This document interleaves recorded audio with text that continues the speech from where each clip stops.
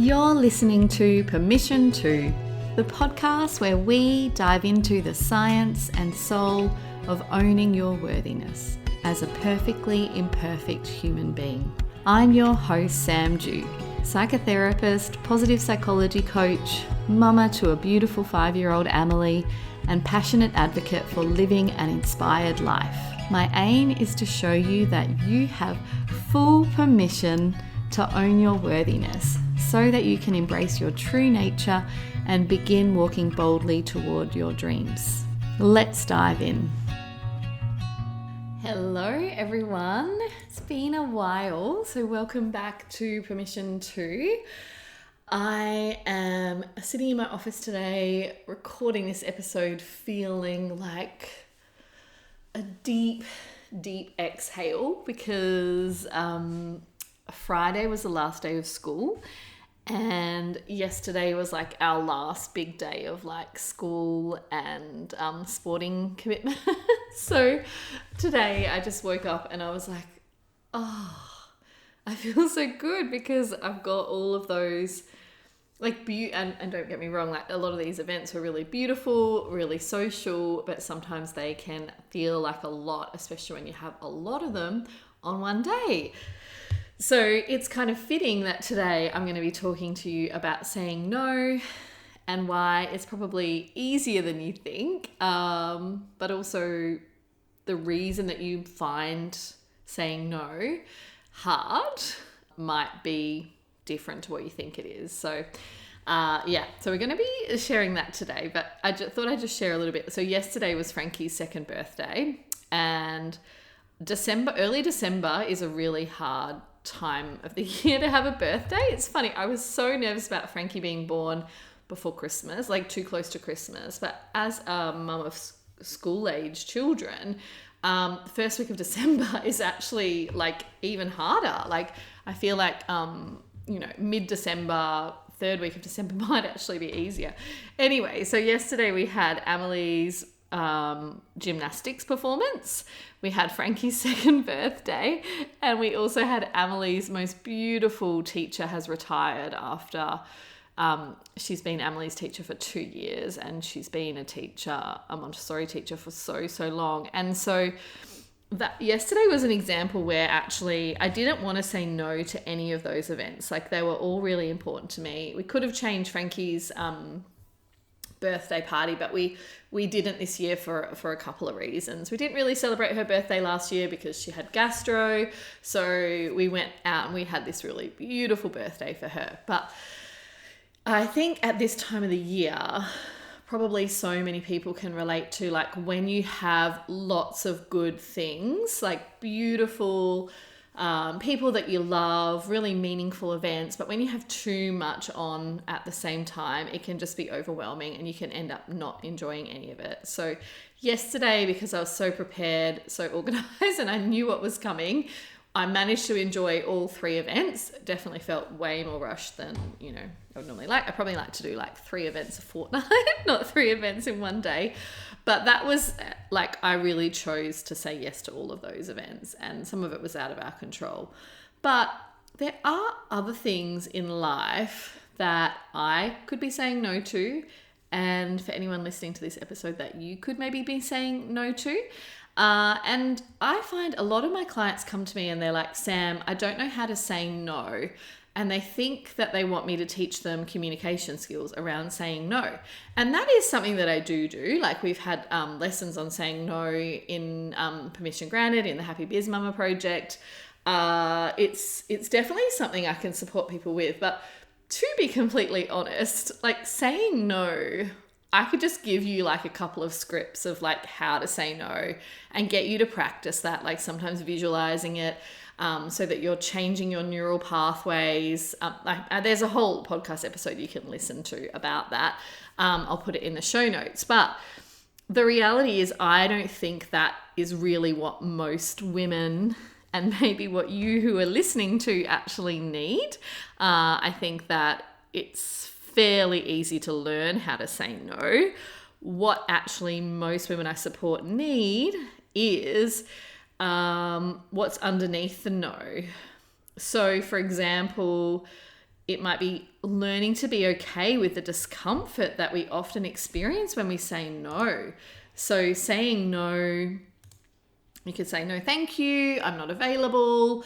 You can suggest a different date, a different catch up, or, whatever. Like it's not hard to say no, but how do you feel when you say no? What's happening in your body? What's happening in your nervous system? Like, what nervous system state are you in? Yeah, what emotions are you feeling? What thoughts do you have that come up when you say no? Because it can feel stretchy. Yeah, there can be some resistance there. So it's learning to be okay with that discomfort, but then also it's letting go of the desire to keep everyone happy all of the time and facing the fear of disappointing others and the fear of rejection that can come with that. So I'm going to dive a little bit deeper into those aspects of saying no, because honestly, I think if you can learn to work through that, then actually the communication of saying no, you can probably learn off someone on TikTok, Yeah, or there's a couple of scripts that I can support you with, but it's not super hard to say no. Hey, I'm just briefly interrupting this episode to share with you that I'm currently pre-enrolling incredible women like you into Permission Granted. This is the spacious, gentle, and powerfully affirming group coaching experience where you'll build the inner resources to show up as you truly are and go for what you really want, fueled by a calm confidence founded on a lasting sense of self-worth. At the moment, you can lock in a savings of $500 off the full price, as well as a bonus one-on-one coaching call with me. And we have extended payment plans, which bring the payment down to around $320 a month. So I'm trying to make Permission Granted as accessible as possible, but it is an intimate experience with 16 people at most, 2 group coaching calls, and with no more than 8 women at a time on a call. We meet for monthly circles and monthly group coaching calls. So we meet once a fortnight. It's beautiful and spacious. You can do it alongside a mastermind or one-on-one business coaching, or if you're working full time or you're a mama of young kids. We keep it really spacious and really supportive, really nurturing, so that it is an experience that is accessible for you no matter what's going on in your world at the time. So, first of all, learning to be okay with discomfort. Isn't that just a theme of like nearly every single challenge that we have in life? Like if you want to take brave action in your business, if you want to, go on a date with someone you really like, but you're scared that they're going to reject you. Like all of the good things in life often come on the other side of moving through discomfort. But because we want to keep ourselves safe, our brain is literally being trained to keep ourselves safe. So it can be very easy to fall into the trap of thinking, oh, well, this feels uncomfortable, so it must be bad. So, oh, I feel guilty when I say no to this person. So I must be making a mistake, or I just feel so anxious when I say no. It feels so out of my comfort zone that it must mean that I should be saying yes. So most of us have been conditioned to not be okay with discomfort. And a lot of the work that I do with my clients in Permission Granted and my one-on-one coaching is learning to sit with the emotion. And when we think about nervous system, like we want to expand and learn how to sit in discomfort, but not too much too fast. So, like if there's someone in your life who you always say yes to, and you're so scared of saying no, and maybe it's someone you're really, really close to, and there's like some really complicated relationship dynamics.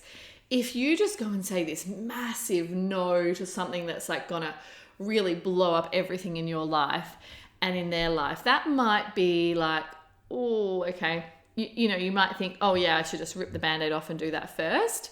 Of course, be discerning. Maybe that is the right thing for you, but sometimes what we need to do is like slowly build up our way to saying no. So that you're slowly expanding your body's capacity to sit with the feelings, whatever the feelings are that come up for you when you say no, whether it's anxiety, whether it's guilt, and also to be able to sit with the discomfort and move through it. That also means paying attention to the thoughts and stories you have when you say no.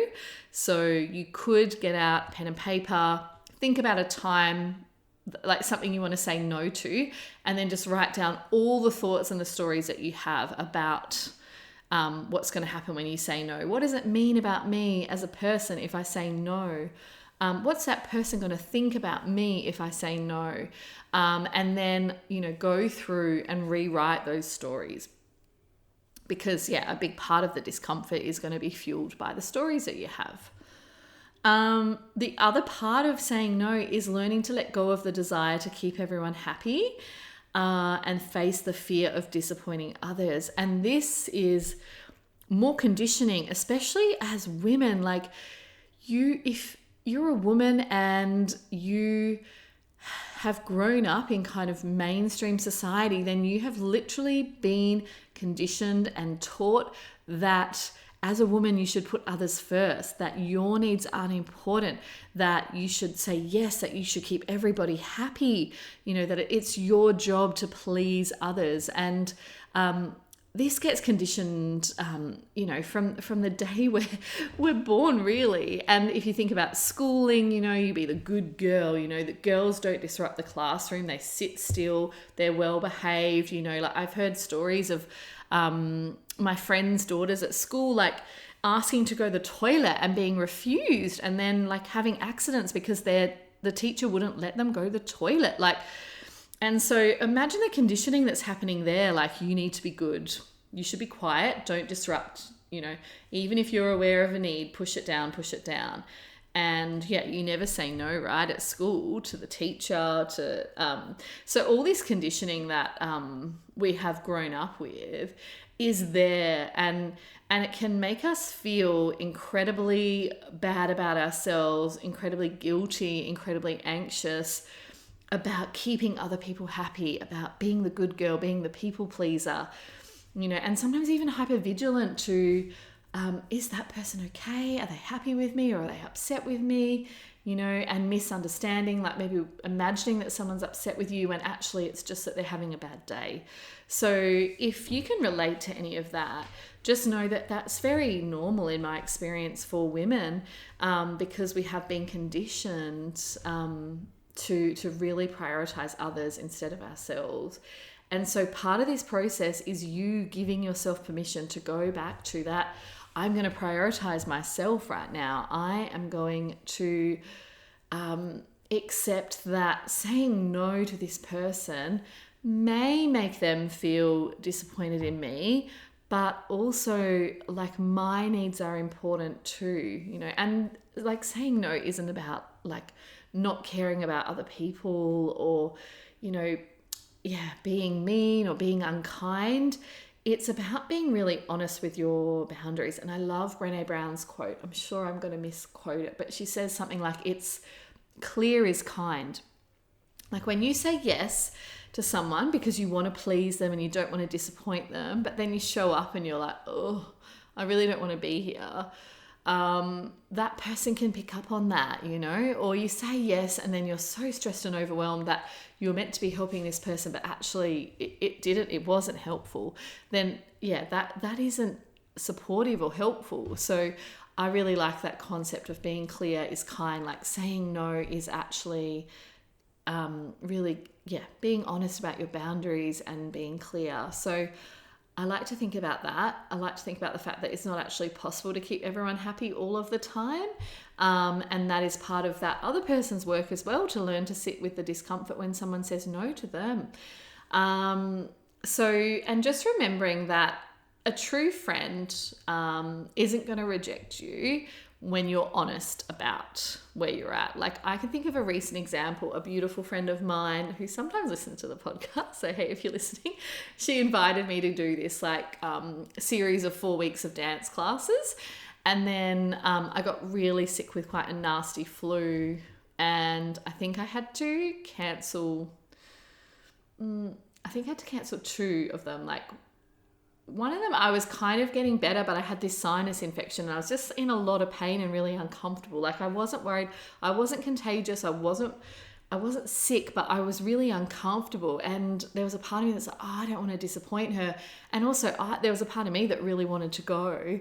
But I also knew that I really needed to look after my health, that there was so many things going on with my health at the time that my body was saying, hey, like, you need to rest. So when I let my friend know that, like, of course, because she's my friend, she cares about me. Like, she may have been disappointed that we didn't get to go to the dance class that week, but she also, didn't abandon me, didn't pull back. And I think that there are a lot of you out there who have this story that, hey, I'm going to get rejected if I'm honest with someone about my capacity. I'm going to get rejected if I say no. And like, you may have had experiences where that is the case. So that's where tending to your inner child, being really compassionate, giving yourself grace is really important. But also look for evidence, hey, there are people out there who care about me enough to be able to handle my no. I feel like that's a really important point to remember, that there are people out there who love you and care about you deeply and care about you enough to be able to sit in the discomfort of hearing a no from you. So that is it for this episode. I'm trying to keep them really short and sweet over summer because, hey, well, it's summer here in Australia. I know it's not summer for everyone who listens, but it is a time of the year where life can feel full. So I just invite you to consider, is there a way that I could be 1% more comfortable saying no? Can I do some belly breathing exercises? Can I dance it out and shake it out? Whatever you need to do to be able to expand into the discomfort. And just remember that saying no and the communication part of that isn't as hard as you think. That's really not the reason that you're not saying no. It's because of the stuff underneath that. So remembering that you can learn to sit with the discomfort. You can learn to let go of the desire to keep everyone happy, and that not everyone will reject you when you say no. Those things are going to be deeply supportive for you in this period, in these couple of weeks leading up to Christmas, but also into the new year and beyond. So thank you for listening. I would be so grateful if you could leave a 5-star review. And that is it. I will talk to you soon.